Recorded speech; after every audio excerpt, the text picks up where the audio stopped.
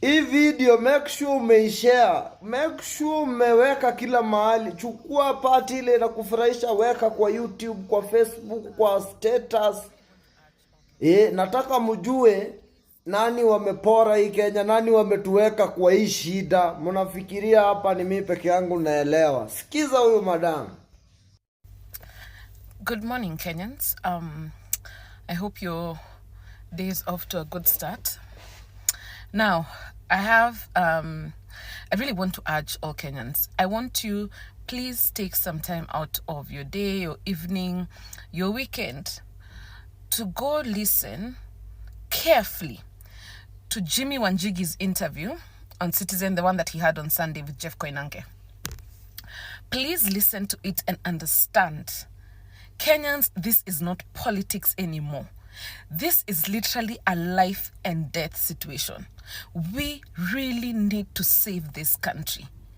The fact that we got into this mess in 2014, when Adan Duale, at that time who was the leader of majority in parliament, passed a bill to change the constitution and the PFM Act to allow any debt that Kenyans borrow through the parliament, that it doesn't have to go through the consolidated fund, so that it doesn't have to be audited.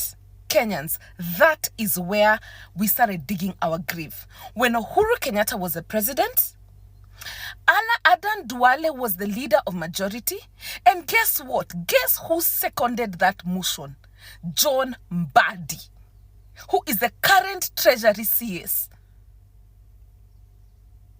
William Ruto was a vice president, and his person, Henry Rotich, was the one who was the cabinet secretary of Treasury.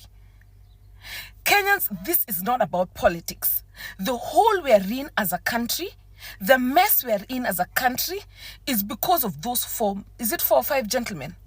Uhuru Kenyatta, who was the president, William Ruto, who was the deputy president, Adan Duale, who was the leader of majority, and right now, guess what? He's running our health ministry, which is another mess.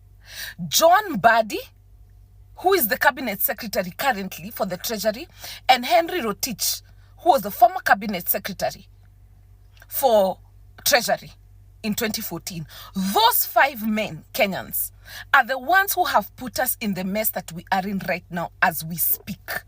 And right now, it cannot be at who is greater. No.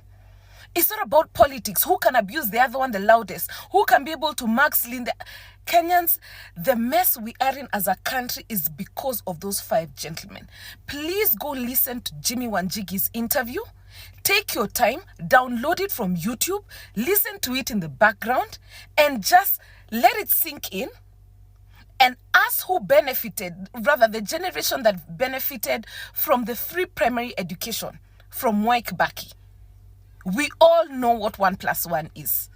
It is your responsibility to spread this message to every single Kenyan that you know. Thank you and have a good day.